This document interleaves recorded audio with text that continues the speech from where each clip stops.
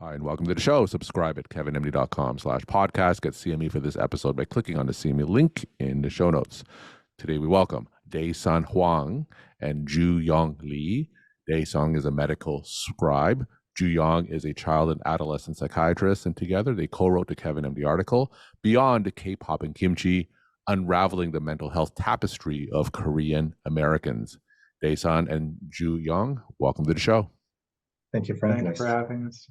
So I'm going to ask each of you to briefly share your stories and journey, and then we're going to talk about the article. So Dae Sun, why don't you quickly go first?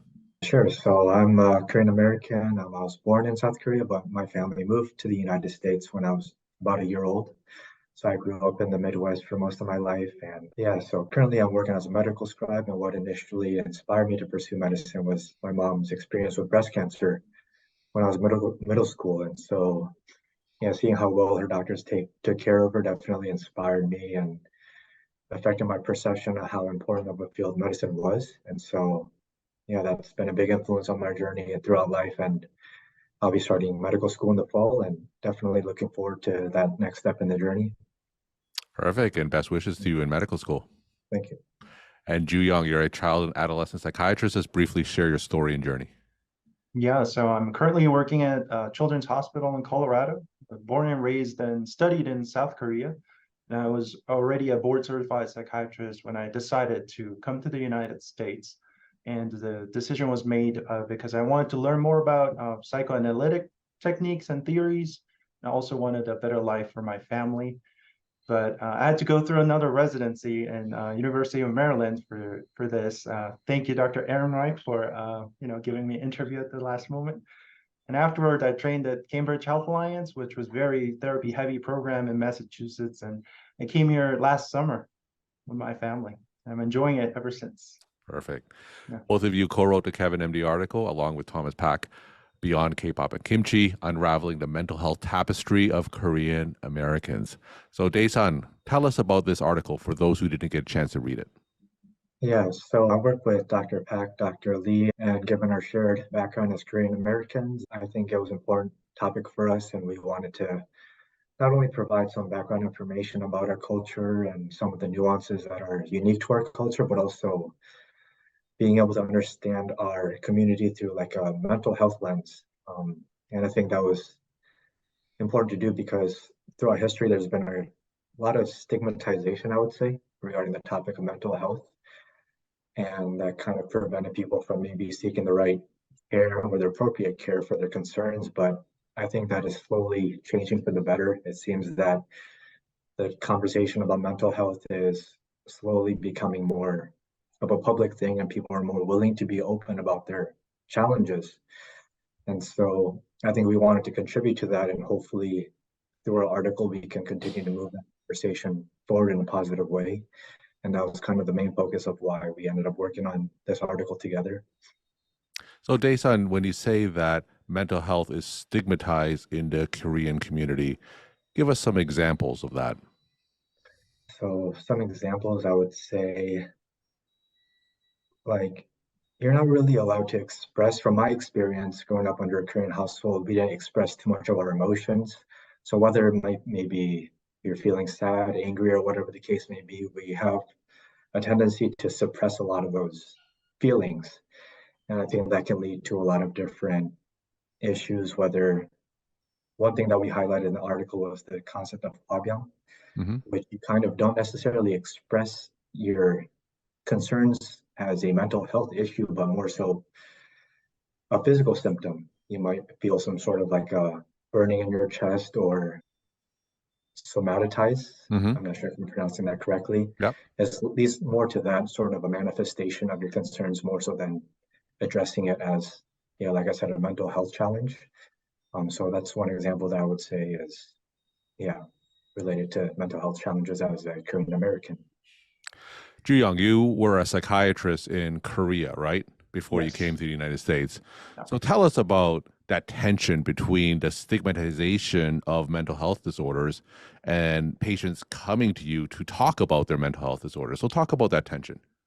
So I believe back in Korea, it was growingly, the stigma level of stigma was going down. And when I came here, what surprised me was I've never barely am seeing Korean immigrant population or even Korean Americans in my clinic. So surprisingly, disproportionate small percentage of Asian Americans are actually coming to the clinic to seek help. That makes me wonder, like there is even higher stigma among Asian Americans than Koreans living in Korea. I'm not sure whether that's cultural phenomenon or language-based phenomena. It's still, I'm trying to figure it out. Mm-hmm. Yeah. And Joo-Young, when you saw patients come to you for behavioral health issues, what would be some of the typical stories that you would hear from them? So what I noticed in clinic is when Asian Americans end up coming to our clinic, the severity is way, way worse. Mm. So I see a lot of psychotic patients, psychotic Asian Americans, severe like catatonic, depressive patient. So once they arrive to our clinic, its severity is really strong. So I think they're putting up to the point where they really feel like, oh, this is like not a problem of self-discipline or a kind of so they seek help when it's explosive or like something's really really off. Mm. And Dae Sun, in your article, you talk about the model minority stereotypes that Korean Americans face. How do you think that plays into their mental health challenges faced by the group? I would say that it definitely creates a lot of pressure to always perform at a high level. I think I particularly experienced that when it came to academics. Mm-hmm. Asian Americans are typically known for really pushing their children in an academic setting and Mm-hmm.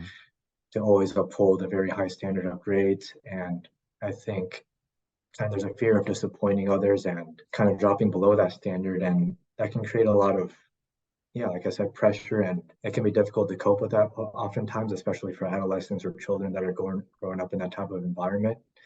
But hopefully, with increasing awareness of mental health issues, that can be alleviated in some way and help people to cope with that in more healthy ways.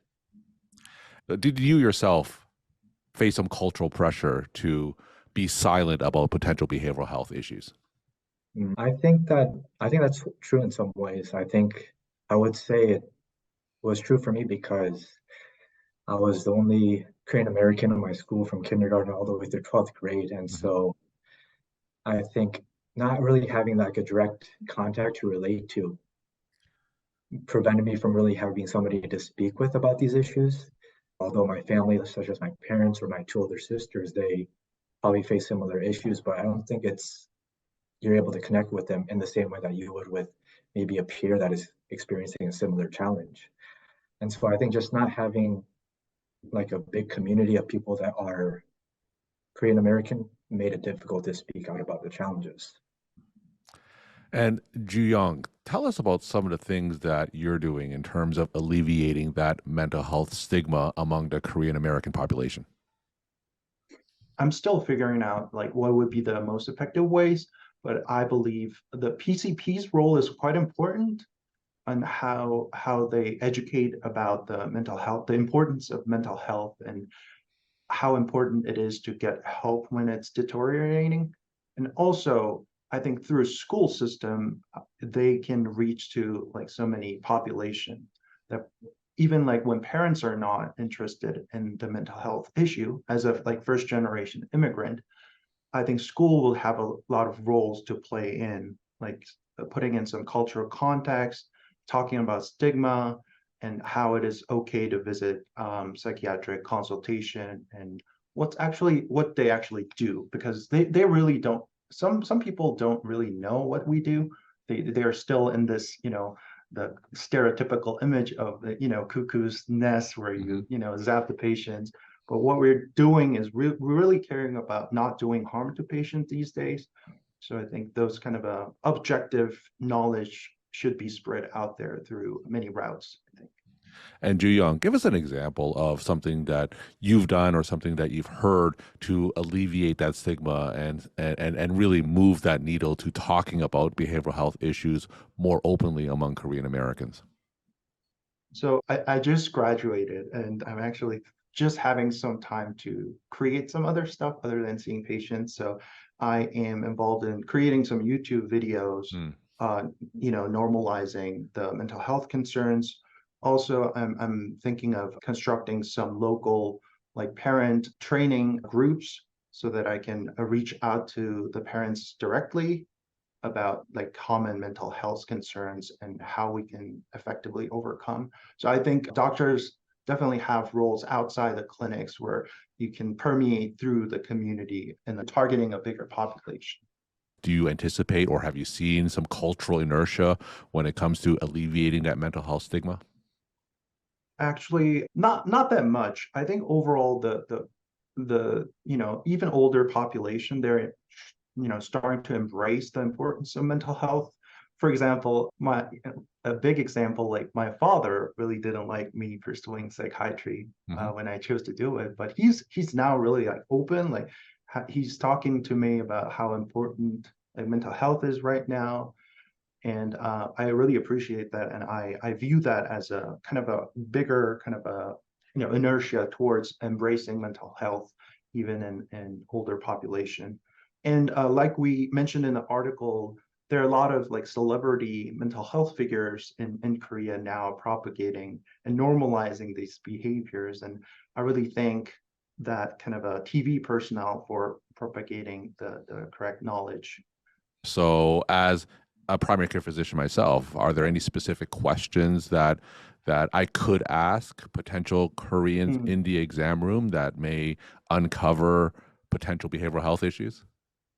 Yeah, so the biggest issue that's quite often hidden is social isolation Hmm. among this society. So I would ask more about their friendship and their family, their support system in general. And also Koreans, when asked if they need like interpreter in the clinic room, they often say no. Mm. But I still, if the patient is not whose language is, the English is not primary language, I would still have interpreter ready, because once you have interpreter ready, the kind of fabric changes and it gives them comfort, it gives them validation to speak in their mother tongue, and they will start to speak about something they wouldn't have spoken without interpreter. Because like we said in the article, the cultural expression, how they describe mental health is very different. There's no like one-to-one correlation in language, Korean to English. So I think with professional interpreter in the room, like things will change, and I think physicians will have a better, reliable information from them. We're talking to Dae Sun Hwang and Joo-Young Lee. Dae Sun is a medical scribe and pre-medical student. Joo-Young is a child and adolescent psychiatrist, and together they co-wrote the Kevin MD article, Beyond K-Pop and Kimchi, Unraveling the Mental Health Tapestry of Korean Americans. Now I'm going to ask each of you just your take-home messages to the Kevin MD audience. Dae Sun, why don't you go first? Yeah, so I'll just relate it to kind of my recent acceptance in medical school because that's still fresh in my mind. I would say that it definitely held true, like the classic advice of working hard and having confidence and belief, but also I definitely recognize the importance of having somebody like a mentor or somebody that's more experienced or more knowledgeable about the path that I'm taking. And so I would encourage anybody that is going through a similar situation, if they do have a resource such as somebody that is more knowledgeable or experienced, definitely reach out to them. And I think that can provide a lot of clarity to their journey and make it a lot more efficient. And yeah, I think I found it very beneficial. So I would encourage others to do the same. Joo-Young, and we'll end off with your take-home messages to the Kevin MD audience. Yeah, so I think two things. So one, physician would benefit so much if you start the initial encounter with asking about social correlates like support system work, their interests. It just makes a way more relaxing environment. So I think that'll be really important. Also, stick to open-ended questions in the clinic is so important. That's what I learned throughout my training. The curbing down the urge to like asking closed-end questions to end the encounter early. But I found that open-ended question just opens up so much from the patient, and I think it'll benefit the accuracy of your intervention down the road.